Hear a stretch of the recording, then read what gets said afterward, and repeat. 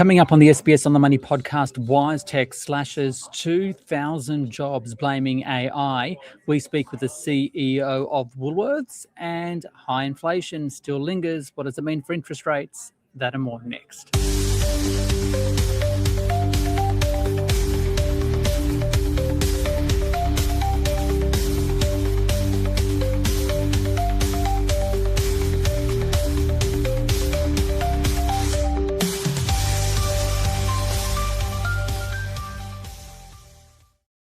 Hi everyone, welcome to the SBS On The Money podcast for this Wednesday, the 25th of February 2026. It's a day where the Australian share market rose. The S&P ASX 200 up 1.2% to a record high. Woolworths, one of the standouts, up 13% today. Its best one-day gain on record. We'll speak with its CEO Amanda Bardwell in a few moments. But first, is your job safe from artificial intelligence? Sydney-based listed software company Wisetech says the sector is experiencing the most significant shift in decades as AI changes the way it works. Over the next 2 years, it's slashing around 2,000 jobs. That's about a third of its workforce, starting with its product and development and customer service teams across the company.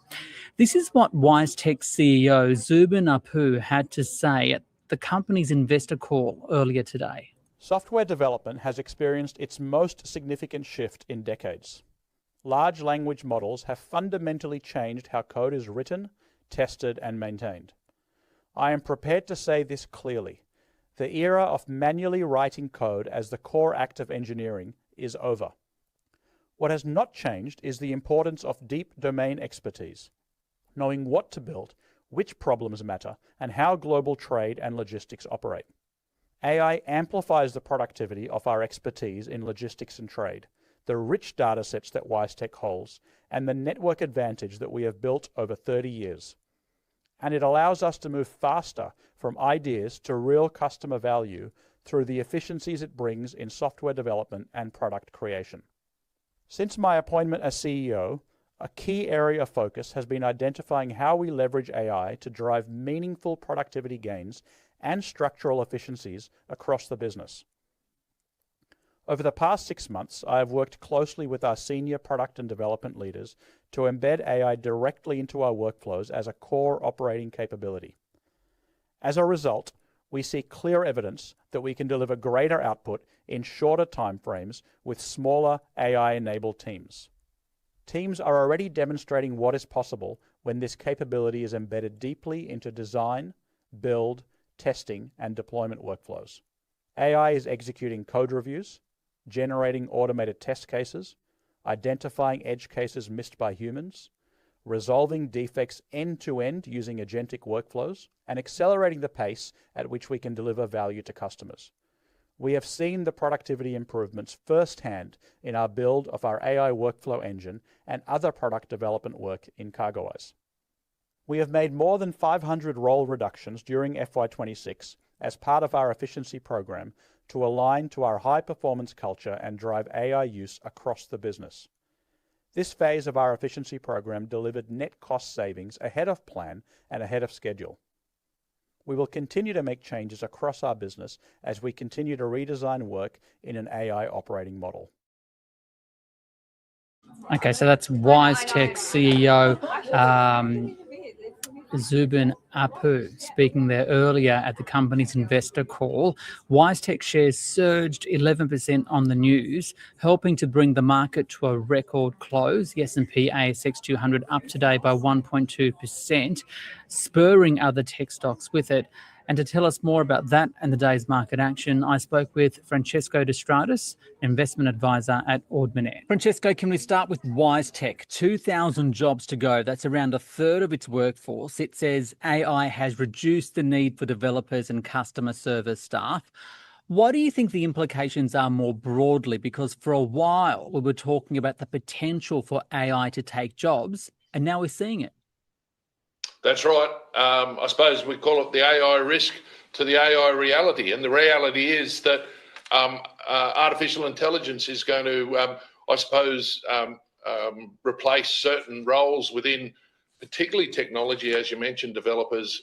Customer service might be a slower process. I think that will make them much more efficient, and over time it'll probably see some reductions. But the beauty of AI, particularly from a business point of view, is we're going to start to see some productivity gains, and I think that's a big key to artificial intelligence. I think over time, though, quality assurance is probably going to be a key area.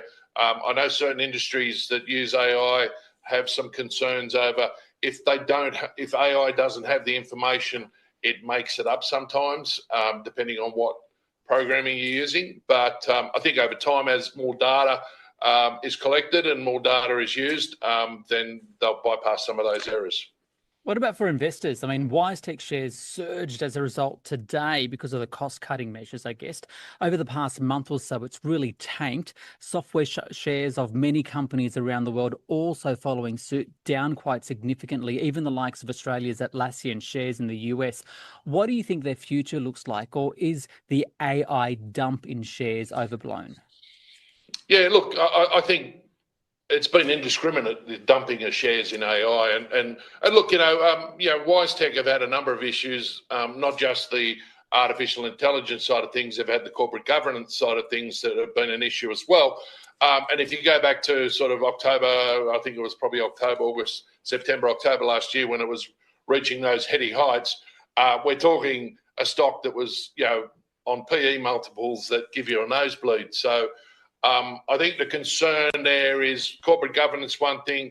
AI is probably going to give them more productivity gains, and I think the I suppose volatility in the market that's come about because everyone thinks AI is going to change things, and it will.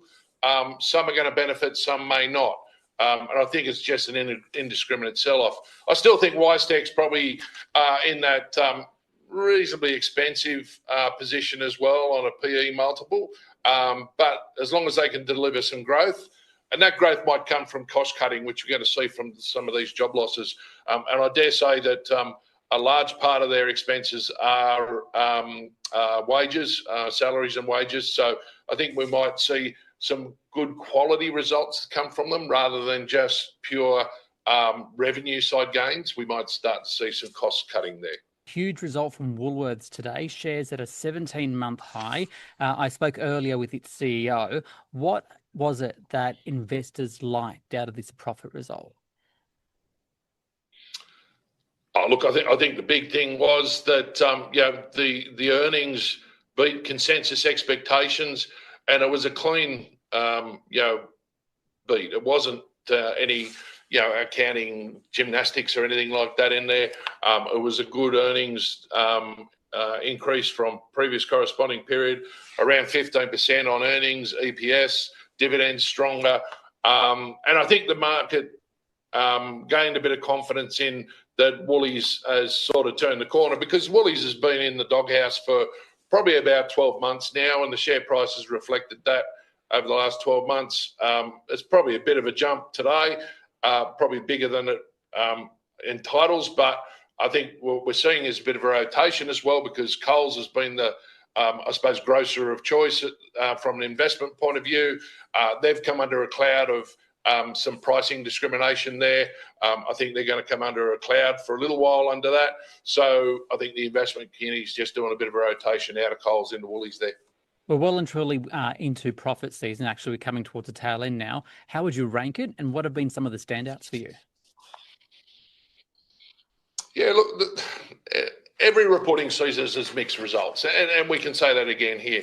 But if I look at the way the share prices have performed over the last month, and we just look at the top 50, it's been highly concentrated on the big four banks: BHP, Rio, Woolies from today onwards, Brambles. So you've got some of those really large companies that take a lot of weight in the index, pushing that index higher. I was very surprised with the banks, and the market was also. I think the results were definitely better than expected, but I still think the banks are relatively expensive from an historical standpoint and from an industry standpoint. So I don't see much more upside there from where we are here. I think the upside is in the resources sector. BHP result was outstanding. And a lot of that was driven from the copper side of things. We saw them trying to make a takeover of Anglo America last year. That failed but the main driver of that was them to get bigger exposure to copper. Rio has good exposure to copper. So I think the resources sector's done well. And then we look at some of the defensive sides. It's the logistics companies like Brambles have done extremely well. And they're one of the quiet achievers in the market. Inflation out today from the ABS at 3.8% headline, 3.4% the underlying rate. Is the market taking this to mean another interest rate rise, and when? And I would note that I saw a note from economists at Barrenjoey now adding another rate rise to their base case. So they're actually expecting two more, one in May and one in August. What's the market thinking though? Yeah, well, when the results came out, it sent the ASX 200 index south quite quickly, but it recovered really quickly as well. So from the investment point of view, I think investors are quite happy with the larger blue chip companies in the marketplace, and they started buying them up again. I think from the market point of view, if we are expecting more rate hikes, and I wouldn't rule that out, I think today's result was, I suppose, an indication that inflation number is fairly sticky, because the headline rate was up at 3.8. The trim mean, which is what the Reserve Bank works off, is 3.4. So it's still well outside their target range of 2 to 3%. I think we're on target for at least probably two rate rises, and maybe Barrenjoey might be right with the third there, and we could see one as early as the next meeting. I can't remember when the next meeting is, because they've changed the way they structure the meetings on a monthly basis to it's not ad hoc, but they're not on a monthly frequency. But I'd expect another rate rise next month. From an investment point of view, defensives are going to be better. Things like Woolies, because from a retail perspective, it's non-discretionary. People got to eat, people got to drink. So looking at investments in that space, and away from some that are exposed to higher rates, like your Harvey Normans and your JB Hi-Fis. And finally, Francesco, what are you telling your clients right now, and where do you see the opportunities for investors? Yeah, look, from an opportunities in the investment market, I look at themes and then look below those themes to see what's available. I've spoken before that copper is a theme that I like in the medium to long term. But I think AI is still a theme. We've seen a lot of disruption in the market and volatility in the market because of the fear of AI. But I think there's some areas in AI that people can focus on, where they're going to solve some problems in AI. And one of them is processing power. Ultimately, when people are running AI, the processing speed needs to increase significantly. If we think back to when the internet was dial-up modems and we went to a website where there was a lot of photographs, it took a long time to download. I think we're getting to that point in the sequence again with AI. It does a lot of iterations, so we need more processing speed, which needs more energy. Obviously, the demand for energy is going to increase as well. And then there's two other areas in AI. One is cybersecurity. I think that's very important. There are ways of getting access to investment in cybersecurity. A good one is an exchange-traded fund called HACK, which gives you a broad portfolio. So that's pretty key. And then looking at ways of getting, I suppose, exposure to quality assurance within AI. Don't know how we do that, but I'm sure there'll be out there companies out there that are looking to get exposed to that as well. It's Francesco De Stradis there from Ord Minnett. Let's go to one of the companies he was talking about today, and that is Woolworths. It was one of the best performers on the market today. Shares up 13%, its best one-day gain ever. The supermarket operator posted a 16.4% lift in half-year profit to $859 million. That doesn't include costs related to staff underpayment, though, but was still better than expected. Sales at $37 billion, up 3.4%. A dividend of 45 cents per share share. That's up 15.4%. All those numbers better than expected. The company trying to win back customer trust. And for more, I spoke with Woolies CEO Amanda Bardwell.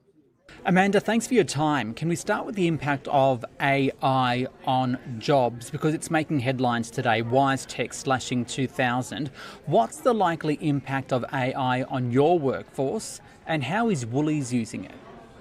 We already use AI in a number of different areas. In fact, we've been using AI for over a decade, right across our business. And we focus on it in terms of how can it improve customer experiences and also how can it improve team experiences. In our stores, for example, our teams use Quick Assist, which enables them to identify the top 5 things that they can focus on right now to improve the experience for our customers. So that's really important. We've used AI for many, many years, as I said, and so that will continue to be our focus, is how do we create better customer experiences and better team experiences? And of course, we're focused on being a lower cost retailer, but AI is simply an enabler for us. The ABS today said that food inflation rose 3.1% in the year to January. Average prices at Woolies, though, declined 0.5% ex-tobacco in the second quarter. How are you managing this? Yeah, so we're focused on value because that's what our customers are telling us is the most important thing for them right now. We know customers are doing it tough, particularly our families, and so we've been really focused on investing in lower prices, so lowering those shelf prices, great promotions, but also giving more value back to our Everyday Rewards members, and so that has delivered average selling price reduction, and in fact we've delivered that for 8 quarters because we want customers to choose Woolies first, and value is what matters most to customers right now. Based on what you're seeing across the Woolies group, how would you describe consumer sentiment at the moment, and have you noticed any shifts in behaviour? Yeah, so when we listen to our customers, they're telling us that value matters. And in fact, we've seen an increasing focus on how can customers get more value. So for customers, they're telling us that they're participating more in specials. They're looking at comparing the supermarkets across the board to make sure that they get the best price. And actually, they're cooking at home more as well. All of that is about how that they can save on that family budget, which we know is so important right now. Now, I appreciate you can't say much about the ACCC's actions on supermarkets at the moment, but what would you say to shoppers and to shareholders about the way you're rebuilding trust and transparency with consumers? We're focused on listening to what it is that customers tell us is the most important thing, and value does matter. It also matters that we're really clear and transparent about our offer, whether that's our shelf prices or our promotions, and that then we're consistent in the way that we communicate to our customers every single day. We're really committed to doing better for our customers. We know that we need to continue to build on that customer trust, and we're focused on doing that across this year ahead. Finally, investors have really applauded your results today, which included that surprise jump in dividend. What's the message you're trying to send? Woolies is focused on what it is that matters most to customers, which is value, and operating a really disciplined, low-cost retail business so that we can continue to invest in better value and better experiences for our customers. That's what's driven the underlying results that we've delivered today, and there's still much more that we need to do. We have momentum, but we're focused on making sure that we provide more reasons for customers to choose us first. It's Amanda Bardwell, the CEO of Woolworths, and she wraps up the podcast for this Wednesday. Give it a rating or review on Apple Podcasts, Spotify. Click subscribe, and I'll see you tomorrow. This SBS on the Money podcast is provided for informational purposes only and should not be understood as constituting advice or a recommendation. It is not personal advice, and it does not consider your personal circumstances or objectives. You should contact a licensed professional before making any financial decisions.